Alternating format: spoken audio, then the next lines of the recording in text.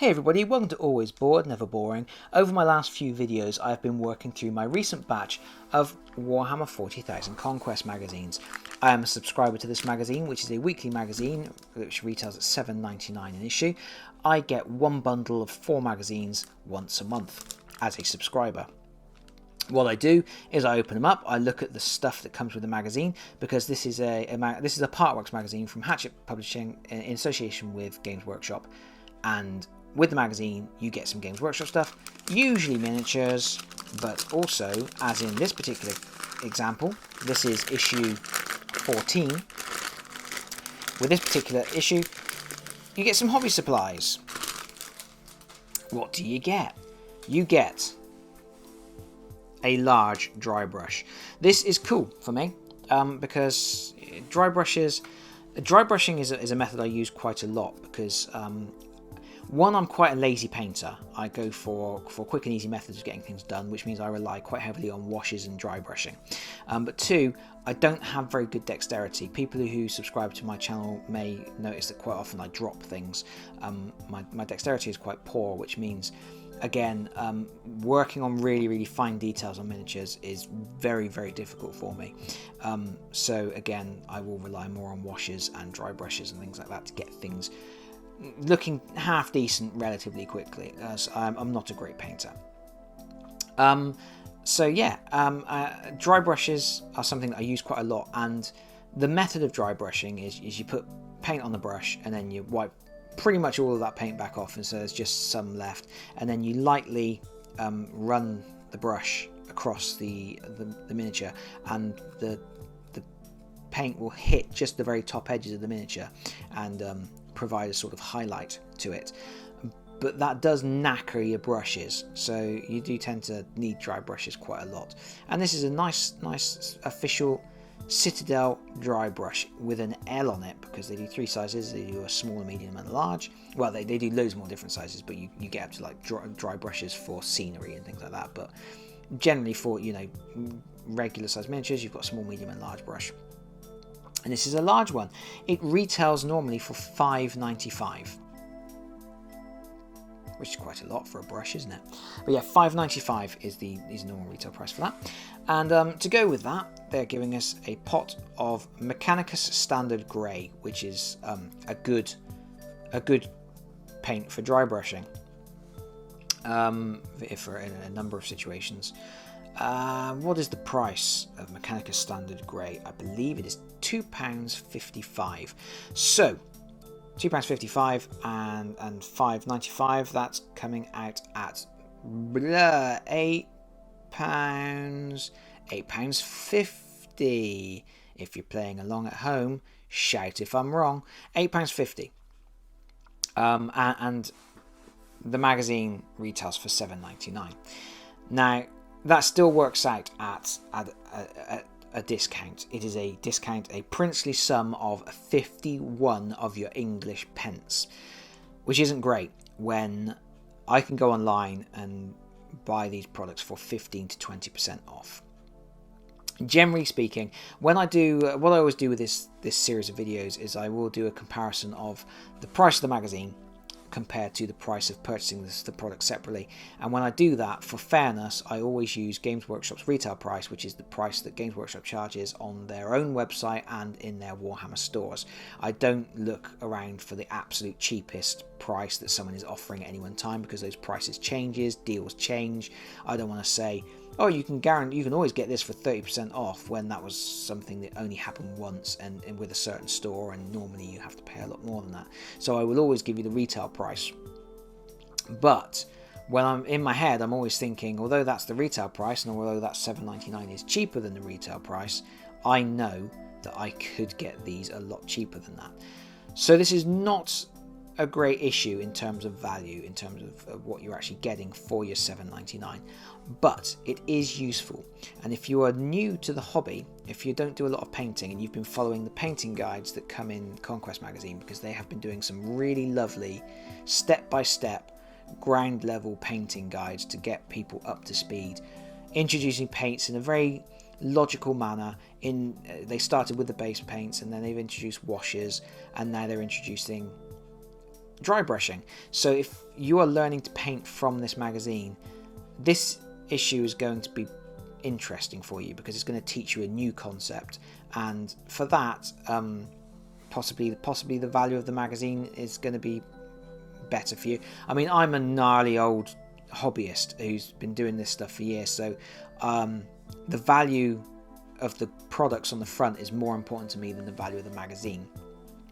But if you're new, there is value in that magazine, and if they're going to teach you how to dry brush and teach you a new technique, that's good and does have value. It adds value to the whole package.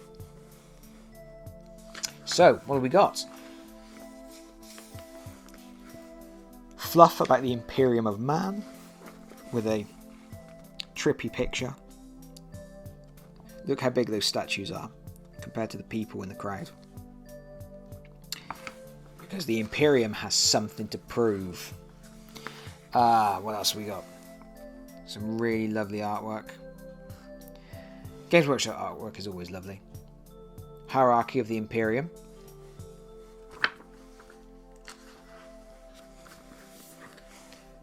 Stuff about the High Lords of Terror, the Astra Militarum, the Adeptus Astartes, the Adeptus Mechanicus.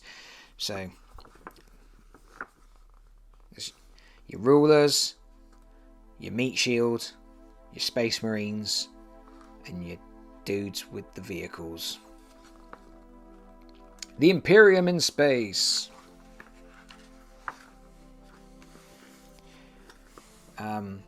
Void battles.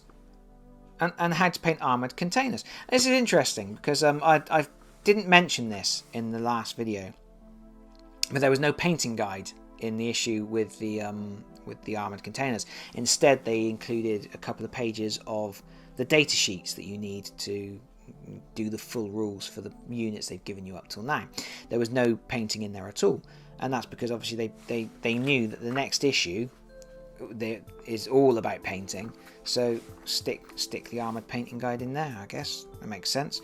So yeah, paint it black. The painting guides are great because they're only using the paints that they've given you up till now. So paint it black, and then get your Mechanicus standard grey and dry brush that bad boy, and then add some details with lead belcher and the Retributor armour, and there you go.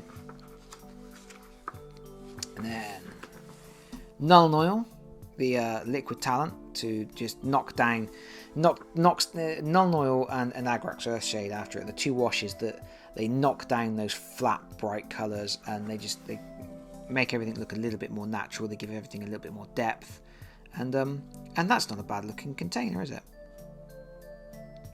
I might paint one like that just to see. I've got one that I still need to paint up. I might do one like that. Yeah. Apply enough Agrax Earthshade to fill the recesses on the skulls and eagle heads. Your container is now finished. And that's interesting because they've said finished. So that to them that's the end of that particular painting guide. Up until now, most of the other painting guides have said this gets you to a certain level. It's a tabletop ready miniature. We will return to this miniature as you get more paints, more brushes, more techniques. But for this one, they're just saying, yep, that's it, done. Well, that's quite effective. It's quite nice. Quite like that. I might do one like that. Why not? And then we've got how to paint the ammunition crates and all that other stuff. Oh, I don't like that with the Death Guard green. I don't like the green crates. Oh no. Oh no, I don't approve of that. We'll return to the crates in a later guide and do some more work on them. There we go, see? That's what they normally say on a painting guide. But yeah, they look ghastly. That's cool. Look at that. Oh, and then there's a tutorial mission. Courage and Honor. And stuff about morale. Stuff about the morale phase. Talking about leadership. Stuff like that. So this is a really good magazine. I do think it's a good magazine. I mean, like I say, I've been hobby gaming for a long time, and I've been playing 40k since, although relatively recently, really. But I do know how to play 40k. So the tutorial missions and the step-by-step learning how to play bit isn't really relevant to me. But I can look at it and say, I do think they've done a really good job of guiding people through the game and making it, you know, quite. If you were getting this magazine every month and playing through the tutorials that are there, I think it's a really nice way to learn to play. And check it out, more data sheets. This is what we're talking about. There's the Primaris Librarian datasheet with all his Psyker abilities on it and stuff. And then down here, there's the Aggressor Squad datasheet. I'm a happy man now. I'm a happy man because this is something they only started doing in the last issue. Up until, what issue are we on? 14. So up until issue 13, they hadn't included any datasheets for the units. And I kept whinging about it. And there was a concern that they were only going to make the datasheets available to people who had bought the premium package, because then you get actual card datasheets. You get a pack of cards which has all the datasheets on. And it was a bit of a concern that because they were giving sort of like cut down datasheets and things like that. And I whinged about it a little bit, probably a lot of it. But yeah, from last issue they started introducing the datasheets, and they've continued that in this issue, and that is a good thing. I'm very happy to see that. Secure the deck. Yep. Replay mission 13. And there we go. And then some advanced rules about fuel dumps and ammo dumps, and about knowing no fear. And there we go. That's it. That's the end of the issue. Not a bad issue. Like I say, the price, the value isn't great.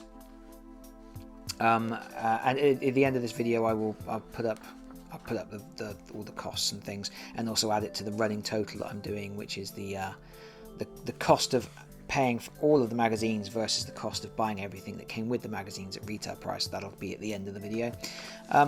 But yeah, it's not the best in terms of value, but some good stuff in the magazine itself, and yeah, good painting stuff.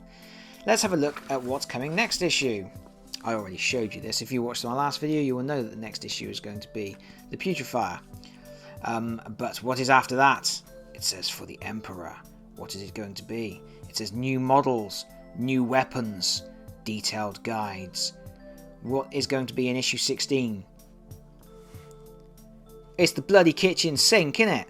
It's 2 Intercessors, 1 Inceptor, and 2 Hellblasters. Yeah, this is going to be because these are the miniatures that came from the Dark Imperium box set. So they're split up across frames, basically. Units are split across frames, so because as you get the duplicate frames, it builds the unit. So you're getting an odd mix of miniatures, because they're not going to... This magazine isn't giving you anything apart from one exclusive miniature, which was early on, issue 5. They're not retooling anything, and they're not repurposing anything, and they're not making new frames, because it's expensive. It's expensive to do tooling, and it's expensive to, you know, recalculate how you're going to put things on a frame. So they found ways to break up existing frames and give them to you, and that's why we're getting a strange mix of Ultramarines there, because that is how they would have come on the frame for Dark Imperium. And also No Fear, which is the smaller starter set for Warhammer 40k. But there we go. So that is the end of issue 14, and that is the end of my most recent bundle of Warhammer 40,000 Conquest magazines. I hope people have found this interesting. As always, please do let me know in the comments what you think, and if you have any questions, drop them there, and I will do my best to answer them to the best of my ability. I do respond pretty much to everybody if I see the comments, and I should see the comments. But that's it for now. I'm going to put up the prices like I said I was going to.